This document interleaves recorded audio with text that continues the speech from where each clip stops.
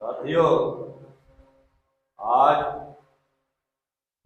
सामाजिक समाधान भारतवासी विकास फाउंडेशन के द्वारा जागृति के कार्यक्रम में हम लोगों के बीच बिहार से चल के आए बिहार के सम्मानित शिक्षक माननीय मनोज कुमार अंसारी जी, जो भारतवासी विकास फाउंडेशन के बिहार प्रदेश प्रभारी भी है। साथियों, पूर्व में हम लोगों ने इस बात पे फोकस किया था कि एक ऐसा प्लेटफॉर्म हम लोग तैयार कर रहे हैं जिस प्लेटफॉर्म पे ओबीसी, एसटी, एससी के जो भी जागरूक साथी है, जो भी जागरूक नेतृत्व करता है, वो प्लेटफॉर्म पे आके अपने विचार को रखेंगे और उनके विचार को जो समाज हित में, राष्ट्र हित में, देश हित में जाना है, ऐसे विचार को आप लोगों के बीच लाने का हम लोग प्रयास करेंगे। साथियों, आप लोग इस कार्यक्रम में बहुत बहुत आप लोगों का धन्यवाद, आभार, स्वागत, खैर मकदम। अब आपके बीच माननीय मनोज अंसारी जी बिहार के परिप्रेक्ष्य में अपनी बात रखेंगे, आपको बताएंगे कि बिहार के परिप्रेक्ष्य में कौन कौन सी समस्याएं हैं और कौन सी व्यवस्था वहां रन कर रही है। आपके बीच माननीय मनोज कुमार अंसारी जी। बहुत बहुत धन्यवाद। हमारे संस्था के अध्यक्ष महोदय, आपका हम बहुत शुक्रगुजार हैं कि आपने हम लोग को एक ऐसा प्लेटफॉर्म मुहैया कराया, एक ऐसा जगह आपने हम लोग को दिया जिसकी हम जितनी भी तारीफ करें वह जो है आपके उस प्रयास और उस प्लेटफॉर्म का शुक्रगुजार हम कर सकते। आपने हम लोगों को वैसा जगह दिया, उस जगह पे ला करके खड़ा किया जहां हम समाज के दबे कुचले, समाज के वैसे व्यक्ति जो सामाजिक खाई के बीच अपने आप को वर्षों से उपेक्षित और उस विधि व्यवस्था में अपने आप को फंसे हुए हैं, इस माध्यम से, इस प्लेटफॉर्म के थ्रू विगत एक दशक से हम लोगों ने आपके सहयोग से समाज के उस व्यक्ति के पास हम लोग अपने मिशन को लेके पहुंचने का कार्य कर रहे हैं। इसके लिए मैं बिहार प्रदेश प्रभारी की हैसियत से आपका लाख लाख धन्यवाद, खैर मकदम और शुक्रगुजार हूँ। जैसा कि हमारे अध्यक्ष महोदय ने बताया कि यह एक सामाजिक संगठन जो भारत की एससी, एसटी, ओबीसी और माइनॉरिटी जिसकी संख्या 85% है, उसको संविधान के द्वारा प्रदत्त शक्तियों को बताने के साथ साथ उनके अधिकार और दायित्व का भी बोध कराता है। इस कड़ी के रूप में हम लोगों ने विगत कुछ वर्षों से आपके थ्रू, आपके इस संस्था भारतवासी विकास फाउंडेशन के द्वारा समाज में ऐसी ऐसी कीर्तिमान स्थापित किए हैं जो शायद कोई नहीं कर सकता था।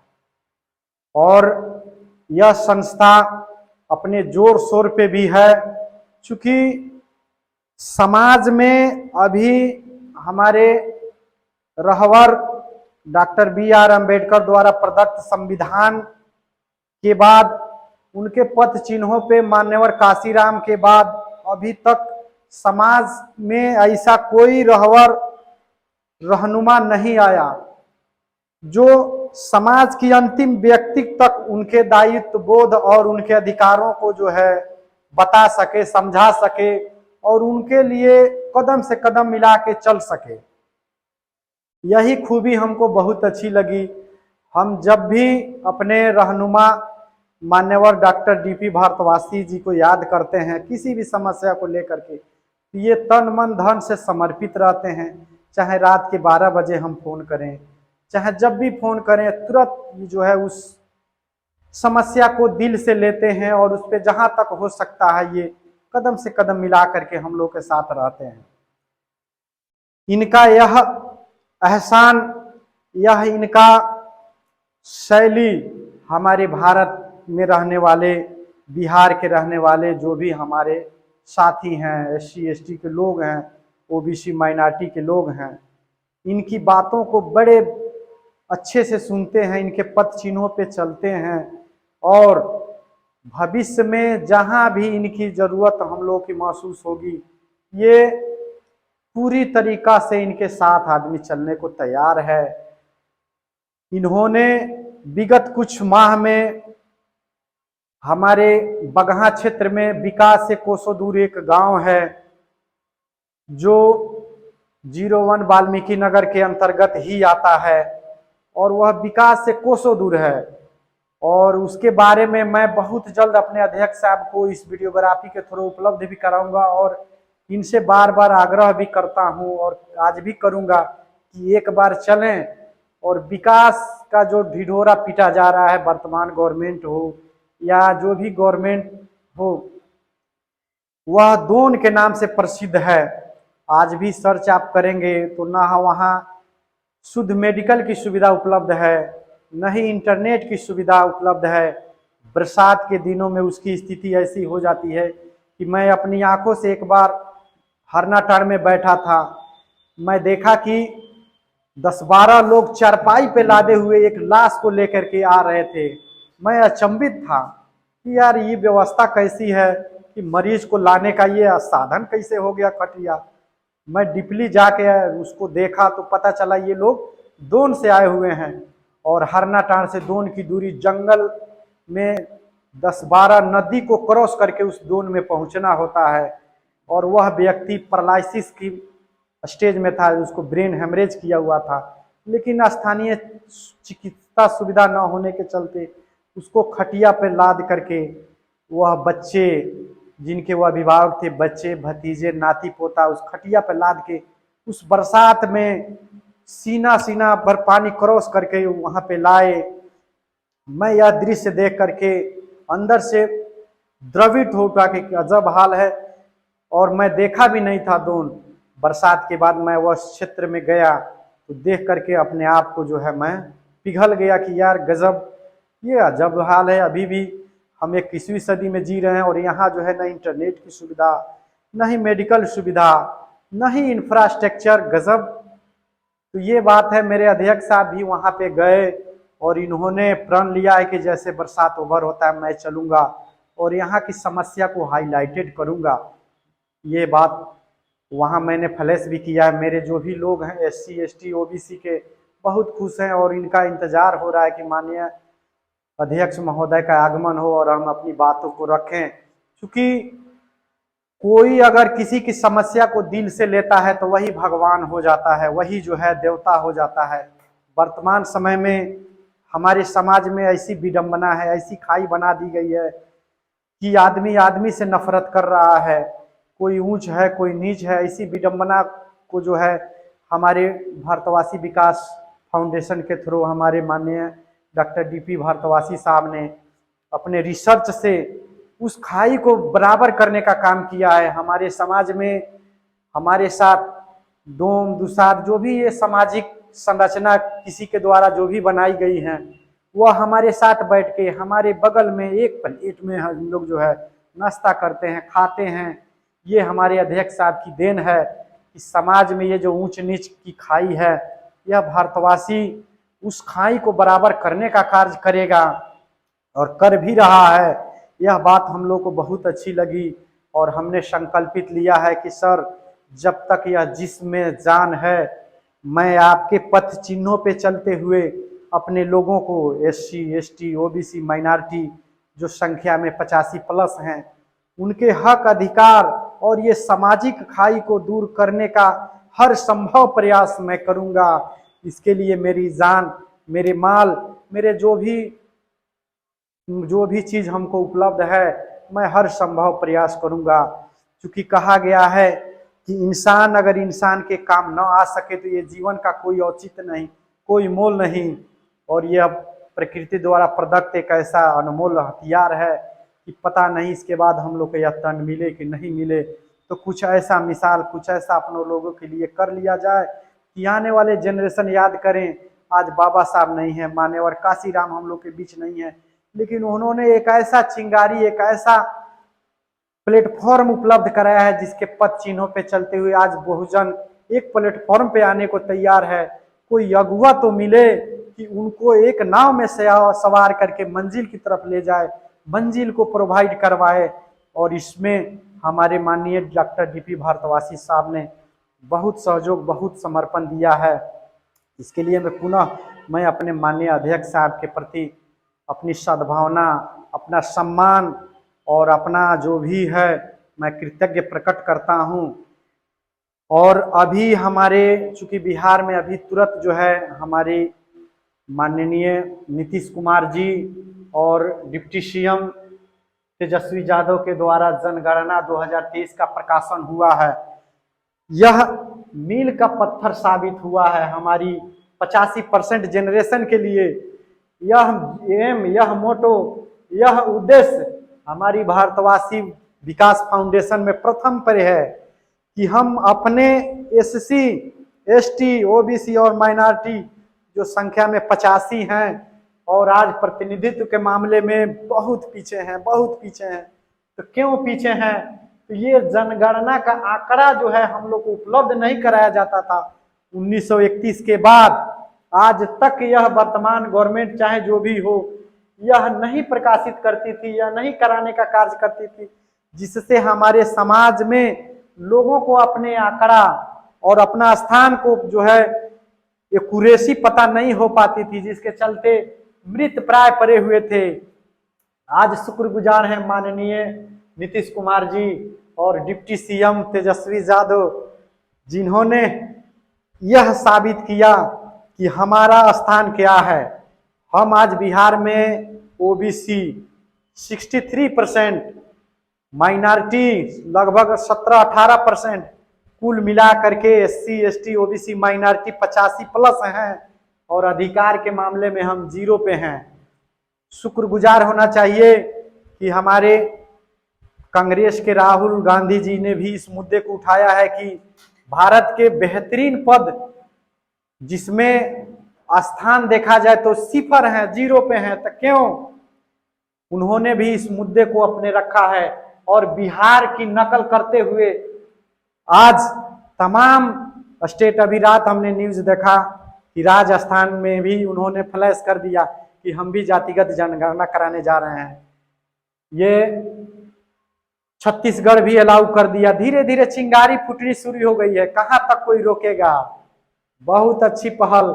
और यह जो है हम लोग का मिशन जो है, फर्स्ट जो हम लोग का टारगेट है कि जातिगत जनगणना, और यह बिहार ने साबित किया कि क्या अस्तित्व है और यह अब कोई रोकने से हमारे अधिकार को नहीं रोक पाएगा। बहुत खुशी हो रही है जब से ये जनगणना का आंकड़ा हमने देखा है, दिल मेरा बाग बाग हो गया है कि अब देखते हैं कि 3.5% वालों कितना दबाओगे। जितना दबाओगे उतना डबल स्पीड में हमारे लोग अब बाहर आएंगे। तो ये है मोटो। दूसरा ये है कि इसके बाद जो भी विकास के खाका बनेंगे वह अगर इसके अनुरूप नहीं बनते हैं तो हम अपने लोगों को जो है अपने संस्था के माध्यम से अपने लोगों को जागृत करेंगे कि उसी व्यक्ति को जो है हम लोग अपना नेता चुने, उसी को आगे बढ़ाएं जो हमारे प्रतिनिधित्व दें, हमारे लोगों के लिए अस्पताल दें, कॉलेज खोलें, 2 वक्त की रोटी मुहैया करावें, रोजगार उपलब्ध करावें। यदि ऐसा करता है तो उसके साथ हम लोग हैं, यदि नहीं करता है तो फिर हमारे पास वो सत्ता है कि हम उसको जो है ईंट से ईंट बजा करके उसको ऐसे जगह पे देंगे कि वह पूरी जीवन जब तक जीवित रहेगा याद करेगा। ये पावर है और बाबा साहब ने जो पावर दिया है उसका सही इस्तेमाल हम अब करेंगे। अब हम जागे थे और जगाने वाले हमारे जो भी रहवर हैं उनके शुक्रगुजार हैं कि आज एससी, एसटी, ओबीसी और माइनॉरिटी को एक प्लेटफॉर्म पर ला दिए। अब हमको किसी को जो है पीछे पीछे चलने की कहीं से जरूरत नहीं है। जो हमारे हक, हमारे अधिकार, हमारी सुरक्षा, हमारे रोजगार और हमारी समस्त जवाबदेही लेगा, हमारे लोगों की जवाबदेही लेगा, उसके लिए हम तन मन से साथ हैं। हमको क्या चाहिए? हमारी जो मूलभूत आवश्यकताएं हैं, रोटी, कपड़ा, मकान, शिक्षा, स्वास्थ्य, सुरक्षा, ये सब हमको प्रोवाइड कराया जाए। तो जो भी हमारे लिए एक कदम चलेगा, हम उसके लिए 2 कदम चलेंगे। तो ये सब है। इसके अलावे बहुत सारी विकास की योजनाएं बनेंगी, हम लोग की नजर रहेगी। जो भी गवर्नमेंट हमारे पीछे आवे, हमारी मांगों को माने, उसके साथ हम लोग खड़े हैं। नहीं करेगा तो हमारे पास शक्ति रहेगी। हमारे लोग जागृत हो चुके हैं, अब किसी के बहकावे में आने वाले नहीं हैं।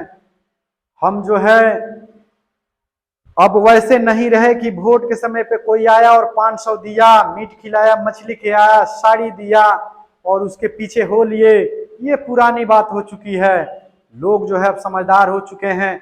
बच्चे जो है उस अनुरूप हो रहे हैं हमारे लोगों को। अब हम लोग भूखे रह रहे हैं, लेकिन अपने बच्चों को पढ़ा रहे हैं, और पढ़ाने के बाद ये गवर्नमेंट की जो पॉलिसी बनेगी उसमें अच्छे अच्छे ओहदे पे जाएंगे, हमारा नेतृत्व करेंगे, हमारी विधायिका में जाएंगे, जुडिशरी में जाएंगे, मीडिया वर्ग में रहेंगे और हमारे 85 की आवाज बनेंगे।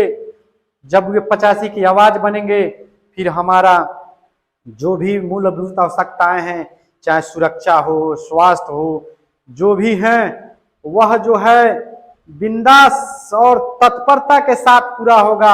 आज जो स्थिति देखी जा रही है, अस्पतालों में देखा जा रहा है, बीआरडी हो चाहे जो भी मेडिकल अस्पताल हैं, प्रतिदिन लाशों का अंबार जो है निकलता रहता है। तो उनके नेतृत्व करता उस जगह पे हमारे लोग नहीं है, कोई सुधि लेने वाला नहीं है।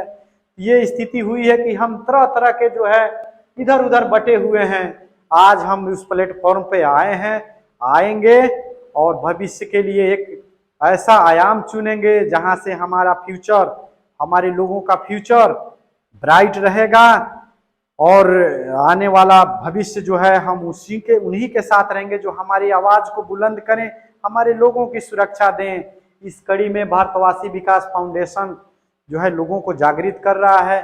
भविष्य में हमारे अध्यक्ष साहब की जो नीति पॉलिसी बनेगी, अगर वो पॉलिसी हमारे लोगों के हित में बनी तो हम लोग उन्हीं का सहयोग करेंगे, उन्हीं का सपोर्ट करेंगे, उनके पथ चिन्हों पे चलेंगे। और जहां जो भी कमी हुई नहीं अगर करते हैं तो फिर हम स्वतंत्र हैं अपनी आवाज बुलंद करने के लिए। किसी की बंधुआ मजदूर हम बन के अब नहीं रहने वाले हैं। तो ये सब है एम। कहने को तो बहुत चीज है, जैसा जैसा प्रोसेस होगा, जैसा जैसा सोल्यूशन होगा, समस्या आएगी, उसके बारे में हम जो है अपनी बातों को रखेंगे और यह प्रयास करेंगे कि प्रतिदिन कोई ज्वलंत समस्या, कोई मुद्दा जो है हम यहाँ ले करके आए और भारतवासी विकास फाउंडेशन के रिसर्च सेंटर से वह बात हम आप तक SC ST OBC माइनॉरिटी के पास जन जन तक पहुँचाएं।